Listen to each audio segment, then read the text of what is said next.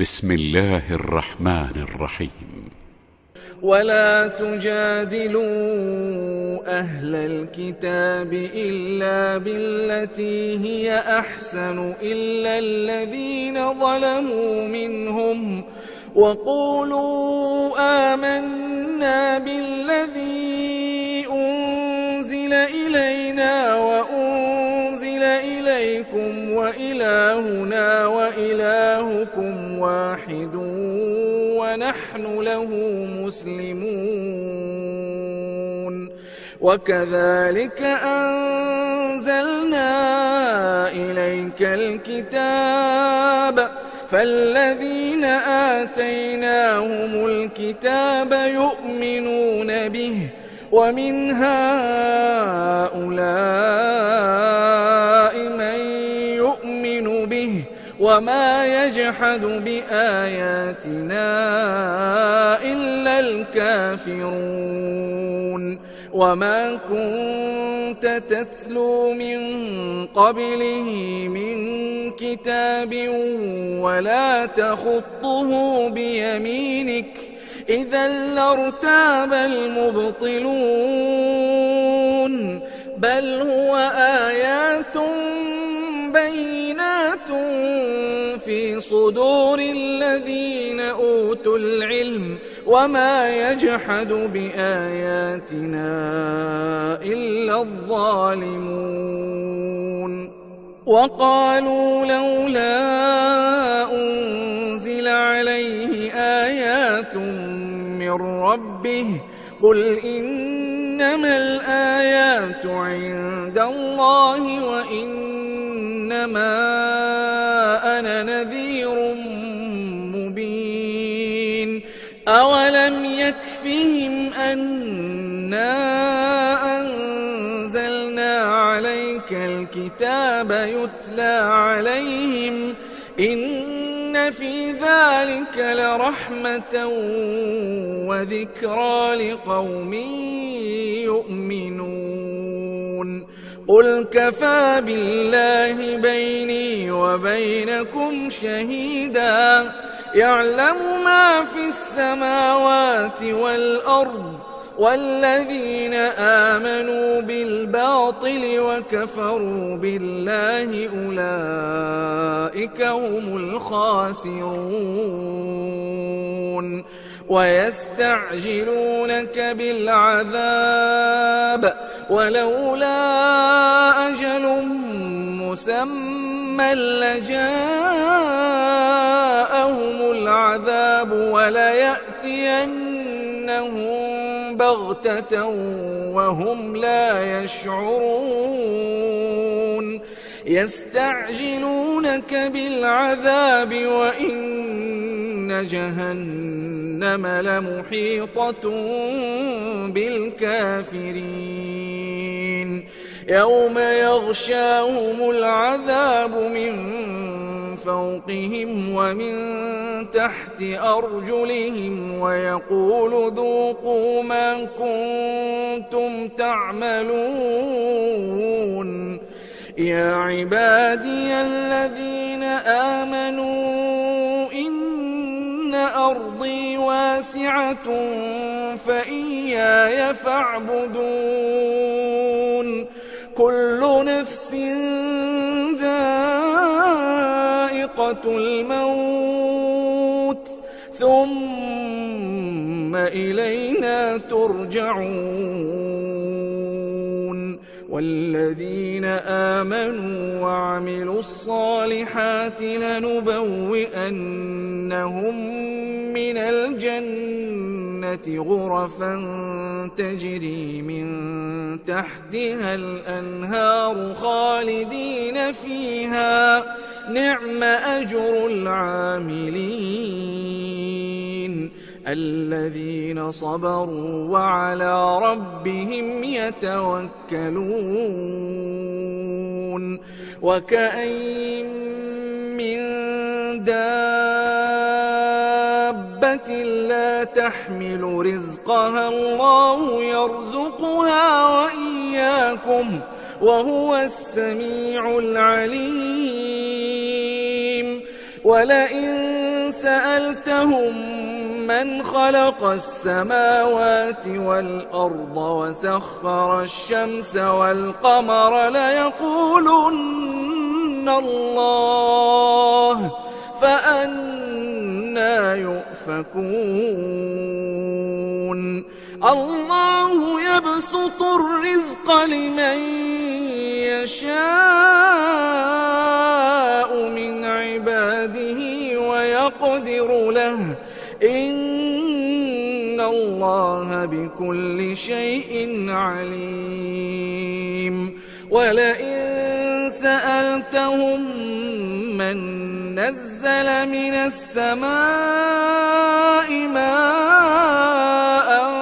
فأحيا به الأرض من بعد موتها ليقولن الله قل الحمد لله بل أكثرهم لا يعقلون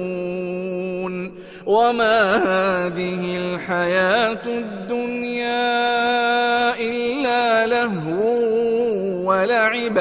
وإن الدار الآخرة لهي الحيوان لو كانوا يعلمون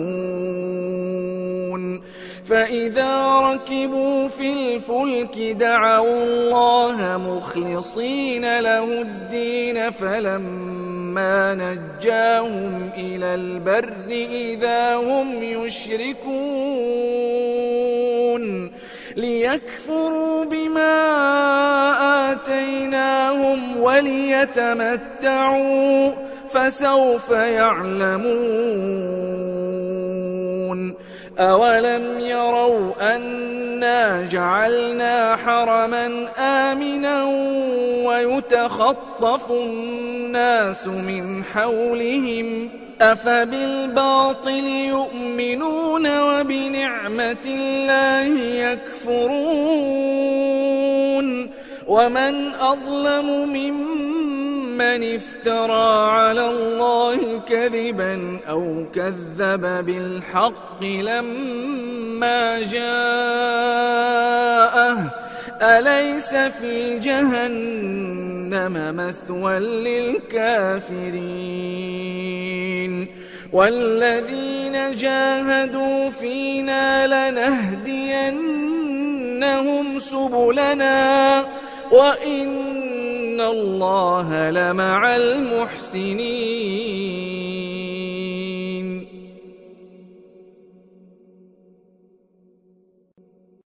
بسم الله الرحمن الرحيم ألف لام ميم غلبت الروم في أدنى الأرض وهم من بعد غلبهم سيغلبون في بضع سنين لله الأمر من قبل ومن بعد ويومئذ يفرح المؤمنون بنصر الله ينصر من يشاء وهو العزيز الرحيم وعد الله لا يخلف الله وعده ولكن أكثر الناس لا يعلمون ظاهرا من الحياة الدنيا وهم عن الآخرة هم غافلون أولم يتفكروا في أنفسهم ما خلق الله السماوات والأرض وما بينهما إلا بالحق وأجل مسمى وإن كثيرا من الناس بلقاء ربهم لكافرون أولم يسيروا في الأرض فينظروا كيف كان عاقبة الذين من قبلهم كانوا أشد منهم قوة وأثاروا الأرض وعمروها أكثر مما عمروها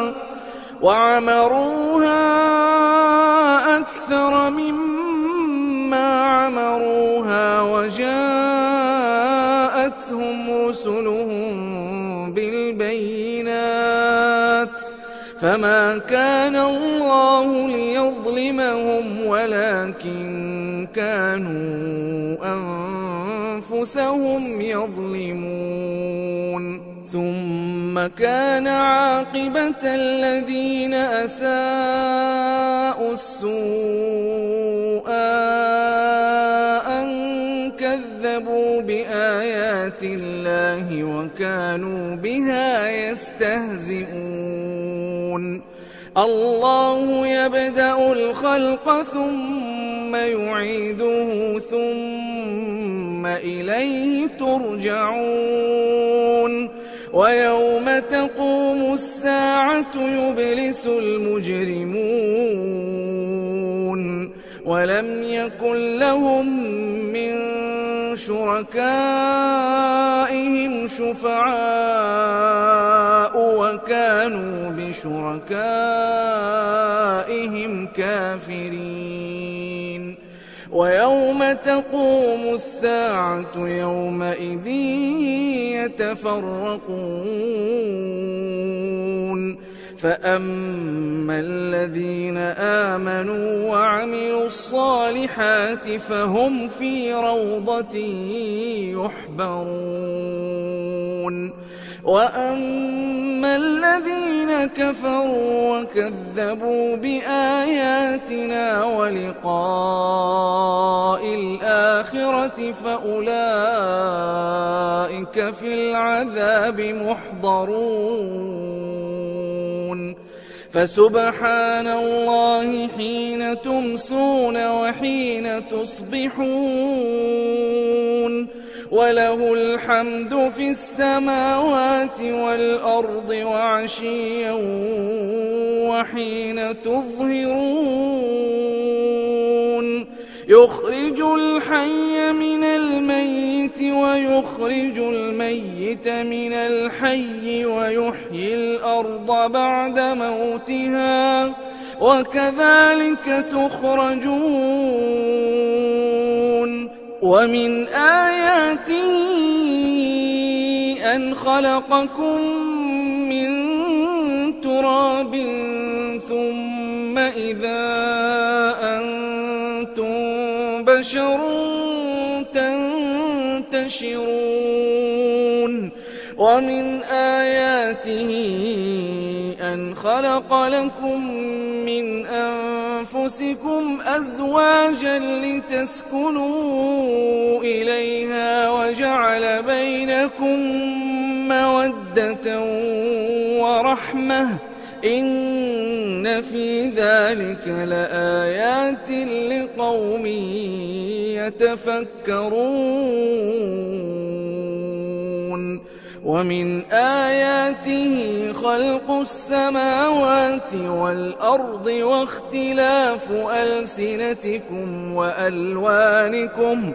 إن في ذلك لآيات للعالمين ومن آياته منامكم بالليل والنهار وابتغاؤكم من فضله إن في ذلك لآيات لقوم يسمعون ومن آياته يريكم البرق خوفا وطمعا وينزل من السماء ماء فيحيي به الأرض بعد موتها إن في ذلك لآيات لقوم يعقلون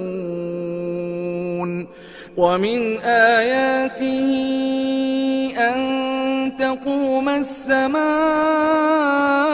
والأرض بأمره ثم إذا دعاكم دعوة من الأرض إذا أنتم تخرجون وله من في السماوات والأرض كل له قانتون وهو الذي يبدأ الخلق ثم يعيده وهو أهون عليه وله المثل الأعلى في السماوات والأرض وهو العزيز الحكيم ضرب لكم مثلا من أنفسكم هل لكم مما ملكت أيمانكم من شركاء فيما رزقناكم فأنتم فيه سواء تخافونهم كخيفتكم أنفسكم كذلك نفصل الآيات لقوم يعقلون بل اتبع الذين ظلموا أهواءهم بغير علم فمن يهدي من أضل الله وما لهم من ناصرين فأقم وجهك للدين حنيفا فطرة الله التي فطر الناس عليها لا تبديل لخلق الله ذلك الدين القيم ولكن أكثر الناس لا يعلمون منيبين إليه واتقوه وأقيموا الصلاة ولا تكونوا من المشركين من الذين فرقوا دينهم وكانوا شيعا كل حزب بما لديهم فرحون وإذا مس الناس ضر دعوا ربهم منيبين إليه ثم إذا أذاقهم منه رحمة إذا فريق منهم بربهم يشركون ليكفروا بما آتيناهم فتمتعوا فسوف تعلمون أم أنزلنا عليهم سلطانا فهو يتكلم بما كانوا به يشركون وإذا أذقنا الناس رحمة فرحوا بها وإن تصبهم سيئة بما قدمت أيديهم إذا هم يقنطون أولم يروا أن الله يبسط الرزق لمن يشاء ويقدر إن في ذلك لآيات لقوم يؤمنون فآت ذا القربى حقا والمسكين وابن السبيل ذلك خير للذين يريدون وجه الله وأولئك هم المفلحون وما آتيتم من ربا ليربو في أموال الناس فلا يربو عند الله وما آتيتم من زكاة تريدون وجه الله فأولئك هم المضعفون الله الذي خلقكم ثم رزقكم ثم يميتكم ثم يحييكم هل من شركائكم من يفعل من ذلكم من شيء سبحانه وتعالى عما يشركون ظهر الفساد في البر والبحر بما كسبت أيدي الناس ليذيقهم بعض الذي عملوا لعلهم يرجعون قل سيروا في الأرض فانظروا كيف كان عاقبة الذين من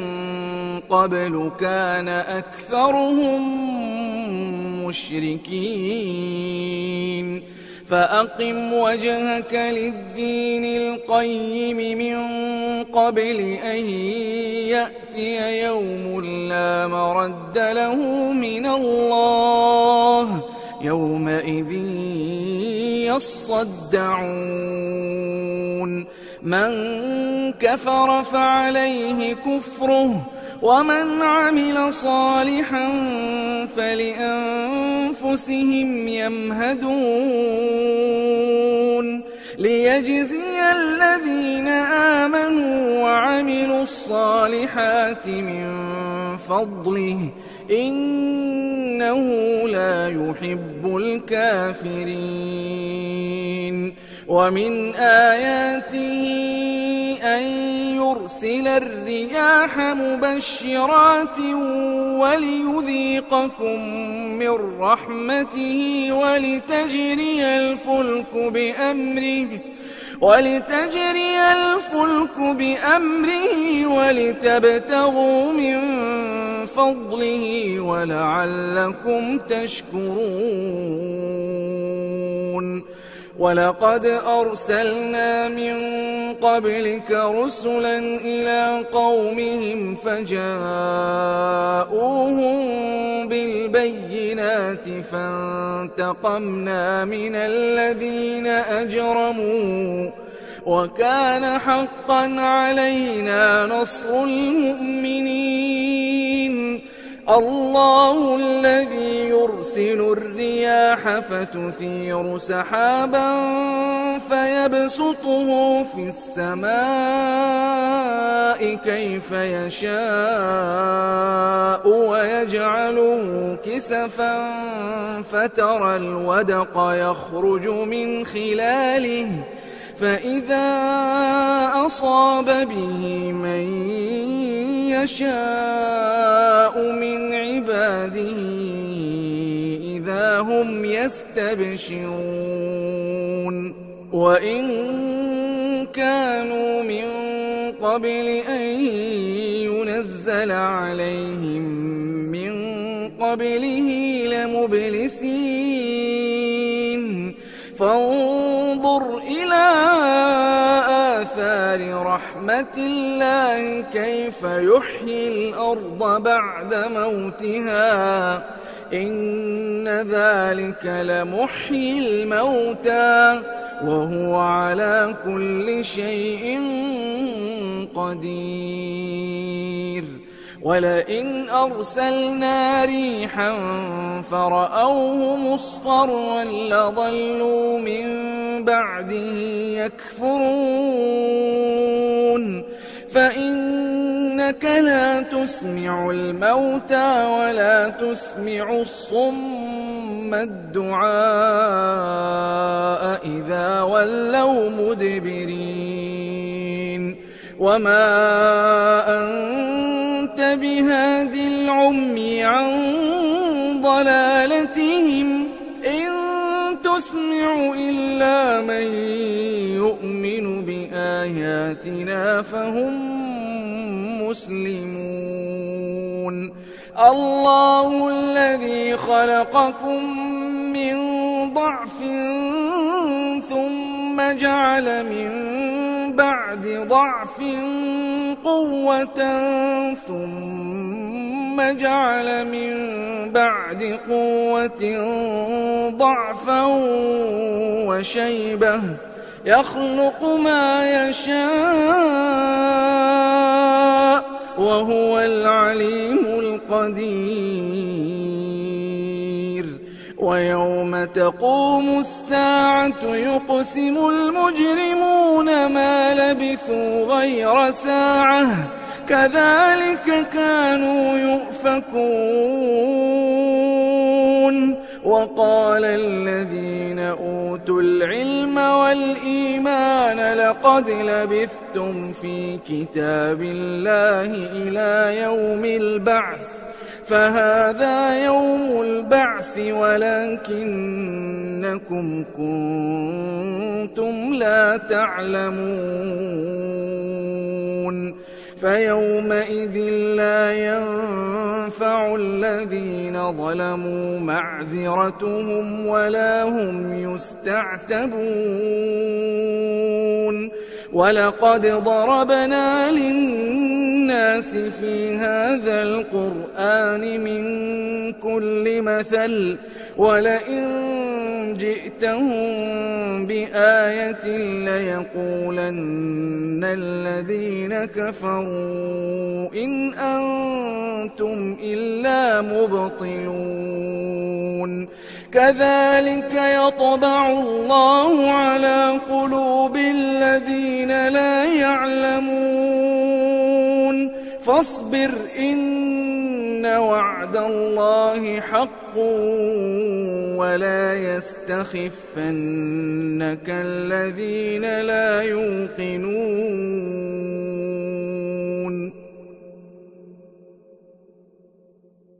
بسم الله الرحمن الرحيم. ألف لام ميم تلك آيات الكتاب الحكيم هدى ورحمة للمحسنين الذين يقيمون الصلاة ويؤتون الزكاة وهم بالآخرة هم يوقنون أولئك على هدى من ربهم وأولئك هم المفلحون ومن الناس من يشتري لهو الحديث ليضل عن سبيل الله بغير علم ويتخذها هزوا أولئك لهم عذاب مهين وإذا تتلى عليه آياتنا ولى مستكبرا كأن لم يسمعها كأن في أذنيه وقرا فبشره بعذاب أليم إن الذين آمنوا وعملوا الصالحات لهم جنات النعيم خالدين فيها وعد الله حقا وهو العزيز الحكيم خلق السماوات بغير عمد ترونها وألقى في الأرض رواسي أن تميد بكم وبث فيها من كل دابة وأنزلنا من السماء ماء فأنبتنا فيها من كل زوج كريم هذا خلق الله فأروني ماذا خلق الذين من دونه بل الظالمون في ضلال مبين ولقد آتينا لقمان الحكمة أن اشكر لله ومن يشكر فإنما يشكر لنفسه ومن كفر فإن الله غني حميد وإذ قال لقمان لابنه وهو يعظه يا بني لا تشرك بالله إن الشرك لظلم عظيم ووصينا الإنسان بوالديه حملته أمه وهنا على وهن وفصاله في عامين أن اشكر لي ولوالديك إلي المصير وإن جاهداك على أن تشرك بي ما ليس لك به علم فلا تطعهما وصاحبهما في الدنيا معروفا واتبع سبيل من أناب إلي ثم إلي مرجعكم فأنبئكم بما كنتم تعملون يا بني إنها إن تك مثقال حبة من خردل فتكن في صخرة أو في السماوات أو في الأرض يأت بها الله إن الله لطيف خبير يا بني أقم الصلاة وأمر بالمعروف وانه عن المنكر واصبر على ما أصابك إن ذلك من عزم الأمور ولا تصعر خدك للناس ولا تمش في الأرض مرحا إن الله لا يحب كل مختال فخور واقصد في مشيك واغضض من صوتك إن أنكر الأصوات لصوت الحمير ألم تروا أن الله سخر لكم ما في السماوات وما في الأرض وأسبغ عليكم نعمه ظاهرة وباطنة ومن الناس من يجادل في الله بغير علم ولا هدى ولا كتاب منير وإذا قيل لهم اتبعوا ما أنزل الله قالوا بل نتبع ما وجدنا عليه آباءنا أولو كان الشيطان يدعوهم إلى عذاب السعير ومن يسلم وجهه إلى الله وهو محسن فقد استمسك بالعروة الوثقى وإلى الله عاقبة الأمور ومن كفر فلا يحزنك كفره إلينا مرجعهم فننبئهم بما عملوا إن الله عليم بذات الصدور نمتعهم قليلا ثم نضطرهم إلى عذاب غليظ ولئن سألتهم من خلق السماوات والأرض ليقولن الله قل الحمد لله بل أكثرهم لا يعلمون لله ما في السماوات والأرض إن الله هو الغني الحميد ولو أن ما في الأرض من شجرة أقلام والبحر يمده من بعده 7 أبحر ما نفدت كلمات الله إن الله عزيز حكيم ما خلقكم ولا بعثكم إلا كنفس واحدة إن الله سميع بصير ألم تر أن الله يولج الليل في النهار ويولج النهار في الليل وسخر الشمس والقمر كل يجري إلى أجل مسمى وأن الله بما تعملون خبير ذلك بأن الله هو الحق وأن ما يدعون من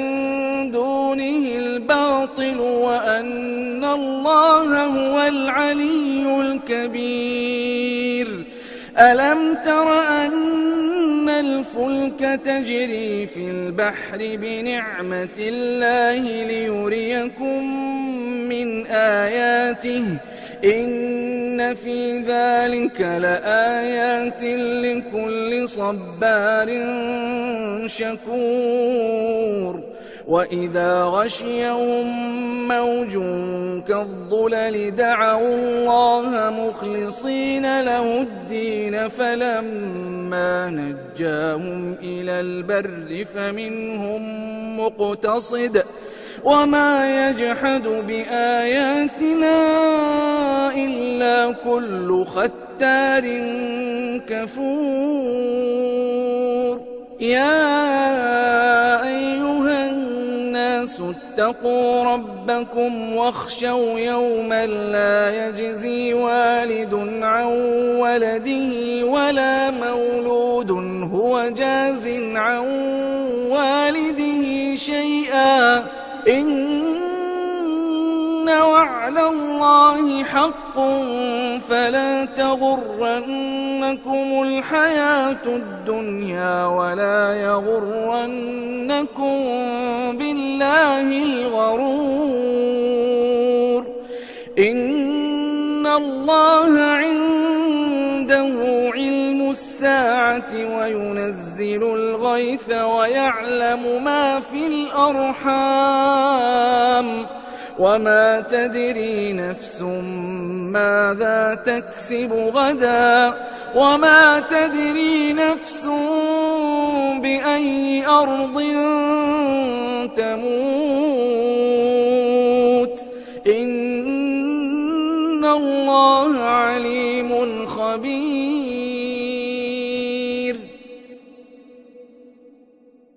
بسم الله الرحمن الرحيم ألف لام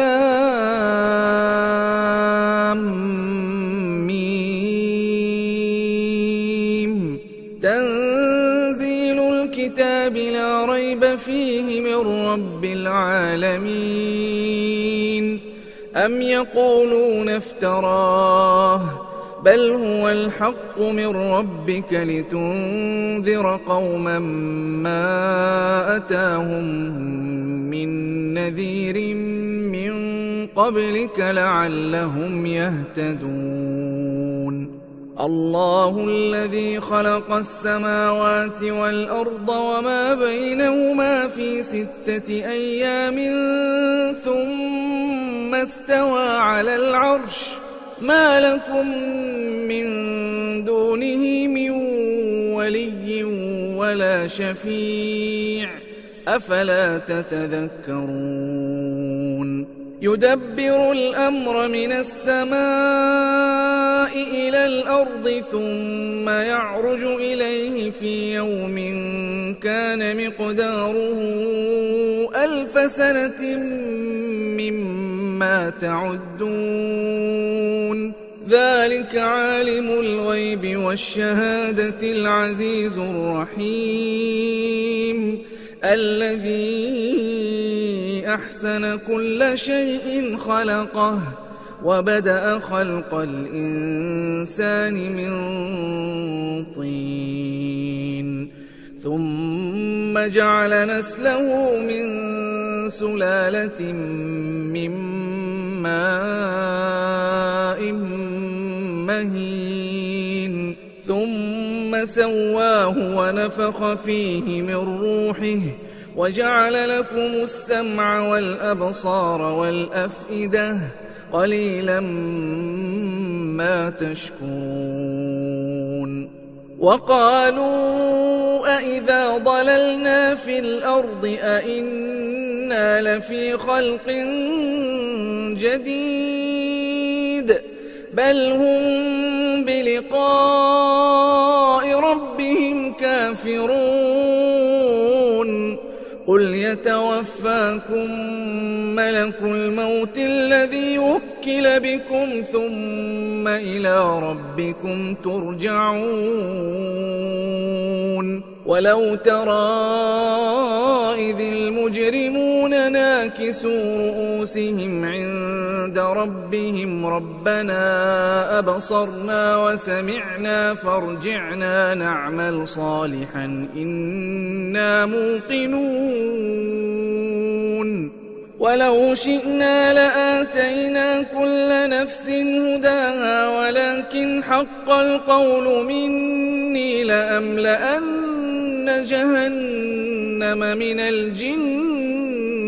والناس أجمعين فذوقوا بما نسيتم لقاء يومكم هذا إنا نسيناكم وذوقوا عذاب الخلد بما كنتم تعملون إنما يؤمن بآياتنا الذين إذا ذكروا بها خروا سجدا وسبحوا بحمد ربهم وهم لا يستكبرون تتجافى جنوبهم عن المضاجع يدعون ربهم خوفا وطمعا ومما رزقناهم ينفقون فلا تعلم نفس ما أخفي لهم من قرة أعين جزاء بما كانوا يعملون أفمن كان مؤمنا كمن كان فاسقا لا يستوون أما الذين آمنوا وعملوا الصالحات فلهم جنات المأوى نزلا بما كانوا يعملون وأما الذين فسقوا فمأواهم النار كلما أرادوا أن يخرجوا منها أعيدوا فيها وقيل لهم ذوقوا عذاب النار الذي كنتم به تكذبون ولنذيقنهم من العذاب الأدنى دون العذاب الأكبر لعلهم يرجعون ومن أظلم ممن ذكر بآيات ربه ثم أعرض عنها إنا من المجرمين منتقمون ولقد آتينا موسى الكتاب فلا تكن في مرية من لقائه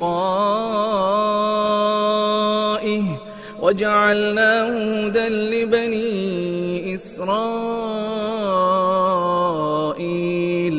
وجعلنا منهم أئمة يهدون بأمرنا لما صبروا وكانوا بآياتنا يوقنون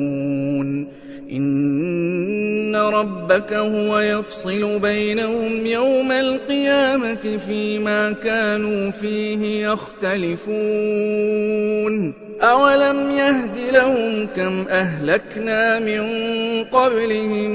من القرون يمشون في مساكنهم إن في ذلك لآيات أفلا يسمعون أولم يروا أنا نسوق الماء إلى الأرض الجرز فنخرج به زرعا تأكل منه أنعامهم وأنفسهم أفلا يبصرون ويقولون متى هذا الفتح إن كنتم صادقين قل يوم الفتح لا ينفع الذين كفروا إيمانهم ولا هم ينظرون فأعرض عنهم وانتظر إنهم منتظرون. بسم الله الرحمن الرحيم. يا أيها النبي اتق الله ولا تطع الكافرين والمنافقين إن الله كان عليما حكيما واتبع ما يوحى إليك من ربك إن الله كان بما تعملون خبيرا وتوكل على الله وكفى بالله وكيلا ما جعل الله لرجل من قلبين في جوفه وما جعل أزواجكم اللائي تظاهرون منهن أمهاتكم وما جعل أدعياءكم أبناءكم ذلكم قولكم بأفواهكم والله يقول الحق وهو يهدي السبيل ادعوهم لآبائهم هو أقسط عند الله فإن لم تعلموا آباءهم فإخوانكم في الدين ومواليكم وليس عليكم جناح فيما أخطأتم به ولكن ما تعمدت قلوبكم وكان الله غفورا رحيما النبي أولى بالمؤمنين من أنفسهم وأزواجه أمهاتهم وأولو الأرحام بعضهم أولى ببعض في كتاب الله من المؤمنين والمهاجرين إلا أن تفعلوا إلى أوليائكم معروفا كان ذلك في الكتاب مسطورا وإذ أخذنا من النبيين ميثاقهم ومنك ومن نوح وإبراهيم وموسى وعيسى ابن مريم وأخذنا منهم ميثاقا غليظا ليسأل الصادقين عن صدقهم وأعد للكافرين عذابا أليما يا أيها الذين آمنوا اذكروا نعمة الله عليكم إذ جاءتكم جنود فأرسلنا عليهم ريحا وجنودا لم تروها وكان الله بما تعملون بصيرا إذ جاءوكم من فوقكم ومن أسفل منكم وإذ زاغت الأبصار وبلغت القلوب الحناجر وتظنون بالله الظنونا هنالك ابتلي المؤمنون وزلزلوا زلزالا شديدا وإذ يقول المنافقون والذين في قلوبهم مرض ما وعدنا الله ورسوله إلا غرورا وإذ قالت طائفة منهم يا أهل يثرب لا مقام لكم فارجعوا ويستأذن فريق منهم النبي يقولون إن بيوتنا عورة وما هي بعورة إن يريدون إلا فرارا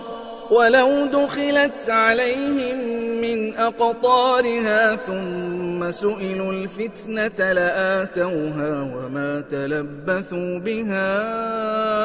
إلا يسيرا ولقد كانوا عاهدوا الله من قبل لا يولون الأدبار وكان عهد الله مسؤولا قل لن ينفعكم الفرار إن فررتم من الموت أو القتل وإذا لا تمتعون إلا قليلا قل من ذا الذي يعصمكم من الله إن أراد بكم سوءا أو أراد بكم رحمة ولا يجدون لهم من دون الله وليا ولا نصيرا قد يعلم الله المعوقين منكم والقائلين لإخوانهم هلم إلينا ولا يأتون البأس إلا قليلا أشحة عليكم فإذا جاء الخوف رأيتهم ينظرون إليك تدور أعينهم كالذي يغشى عليه من الموت فإذا ذهب الخوف سلقوكم بألسنة حداد أشحة على الخير أولئك لم يؤمنوا فأحبط الله أعمالهم وكان ذلك على الله يسيرا يحسبون الأحزاب لم يذهبوا وإن يأتي الأحزاب يودوا لو أنهم بادون في الأعراب يسألون عن أنبائكم ولو كانوا فيكم ما قاتلوا إلا قليلا لقد كان لكم في رسول الله أسوة حسنة لمن كان يرجو الله واليوم الآخر وذكر الله كثيرا ولما رأى المؤمنون الأحزاب قالوا هذا ما وعدنا الله ورسوله وصدق الله ورسوله وما زادهم إلا إيمانا وتسليما من المؤمنين رجال صدقوا ما عاهدوا الله عليه فمنهم من قضى نحبه ومنهم من ينتظر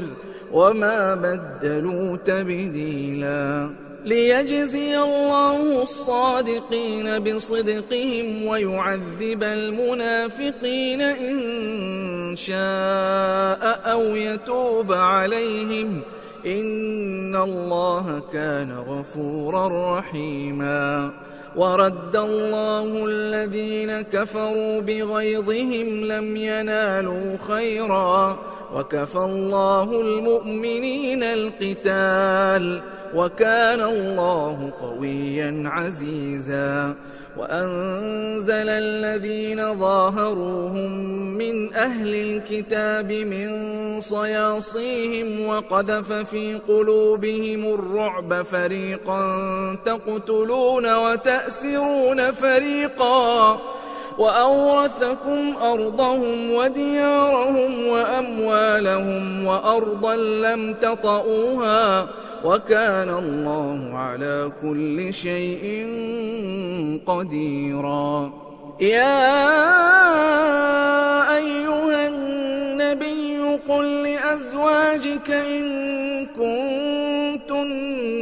تردن الحياة الدنيا وزينتها فتعالين أمتعكن وأسرحكن سراحا جميلا. وإن كنتن تردن الله ورسوله والدار الآخرة فإن الله أعد للمحسنات منكن أجرا عظيما. يا نساء النبي من يأت منكن بفاحشة مبينة يضاعف لها العذاب ضعفين وكان ذلك على الله يسيرا.